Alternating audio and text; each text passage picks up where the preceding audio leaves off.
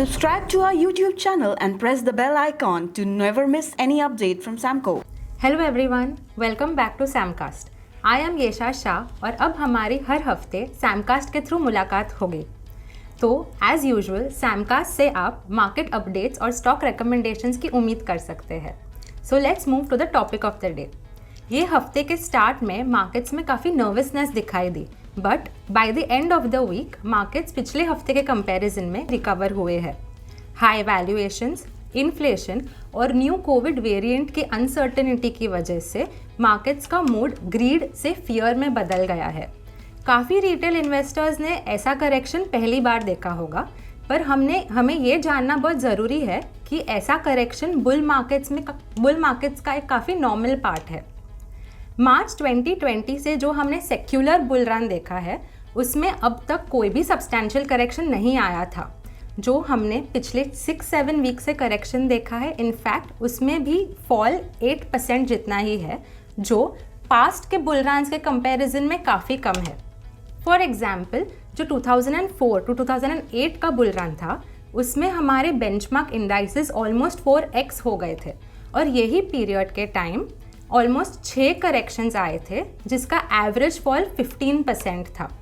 इनमें से एक करेक्शन तो ऐसा था जिसमें 30% जितना स्टीप फॉल आया था एंड मार्केट्स को रिकवर करने में और ये करेक्शन की प्रायर की पीक तक पहुंचने में ऑलमोस्ट 25 वीक्स लग गए थे। सिमिलरली जो 2009 से 2010 का बुल रन था, उसमें भी 4 से ज़्यादा करेक्शंस आए थे, जहाँ पे एवरेज करेक्शंस 12% जितने थे।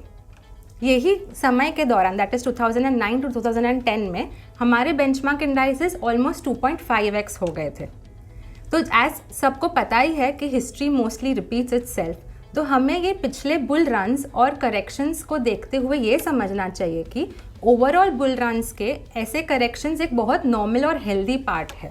ये टाइम पे हमारा ये व्यू है कि इंडियन मार्केट्स का जो लॉन्ग टर्म बुल रन है वो अभी तक इंटैक्ट है और ये करेक्शन एक शॉर्ट टर्म करेक्शन है।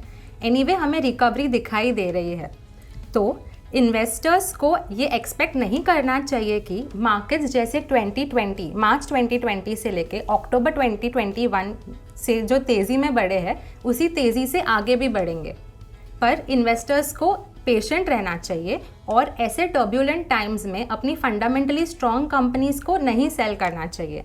इनफैक्ट इन्वेस्टर्स को ऐसी अपॉर्चुनिटीज़ यूज़ करनी चाहिए और जो अपनी क्वालिटी कंपनीज है उसमें अपने इन्वेस्टमेंट्स को टॉप अप करना चाहिए।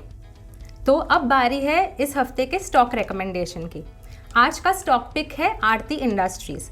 आरती इंडस्ट्रीज़ इंडिया की लीडिंग स्पेशलिटी केमिकल्स और फार्मास्यूटिकल कंपनी है।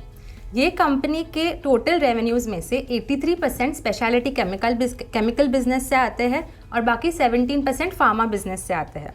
जब हम आरती इंडस्ट्रीज़ का चार्ट देखते हैं तो हमें ये दिखाई देता है कि इसका करेक्शन फेज ऑलमोस्ट ख़त्म हो गया है। MACD इंडिकेटर भी बाय सिग्नल दे रहा है और RSI भी यही सजेस्ट करता है कि इसमें और अपसाइड पोटेंशियल है।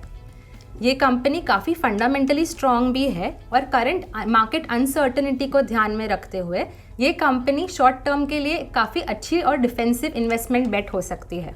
आप इस कंपनी में 1160 के टारगेट के लिए 920 का स्टॉप लॉस यूज़ करके इन्वेस्ट कर सकते हैं।